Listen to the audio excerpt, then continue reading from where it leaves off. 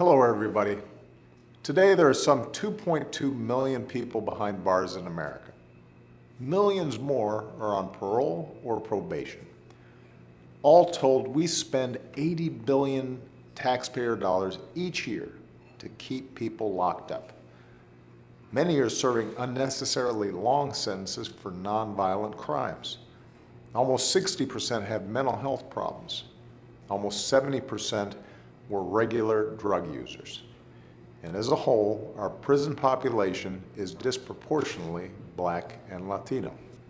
Now, plenty of people should be behind bars, but the reason we have so many more people in prison than any other developed country is not because we have more criminals.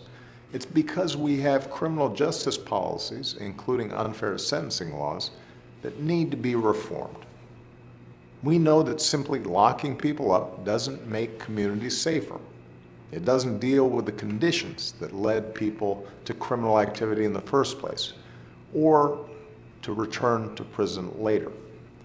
After all, there's evidence that a 10% increase in the high school graduation rate leads to a nearly 10% decrease in arrest rates. A 10% wage increase for men without a college degree lowers crime by as much as 20%. And a growing body of research suggests that the longer people stay in jail, the more likely they are to commit another crime once they get out. Here's why this matters. Every year, more than 600,000 people are released from prison.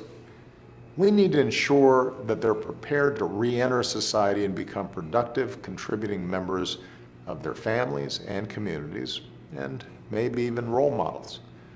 That's why we've been working to make our criminal justice system smarter, fairer, less expensive, and more effective. This week, the Department of Justice will highlight how strong reentry programs can make communities safer. My administration will announce new actions that will build on the progress we've already made. We'll release more details about how we are taking steps to ensure that applicants with a criminal history have a fair shot to compete for a federal job. We're issuing a new report that details the economic costs of our high rates of incarceration. And we're calling on businesses to commit to hiring returning citizens who have earned a second chance. These are just a few of the steps we're taking, but there's much more to do.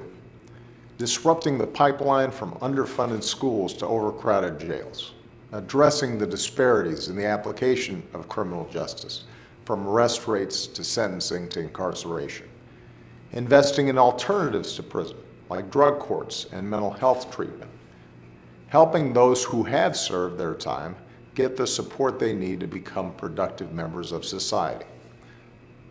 Good people from both sides of the aisle and across all sectors are coming together on this issue. From businesses that are changing their hiring practices to law enforcement that's improving community policing, we're seeing change. Now we need a Congress that's willing to send a bipartisan criminal justice reform bill to my desk. This isn't just about what makes economic and practical sense.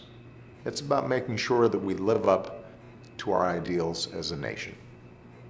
Thanks, and have a great weekend.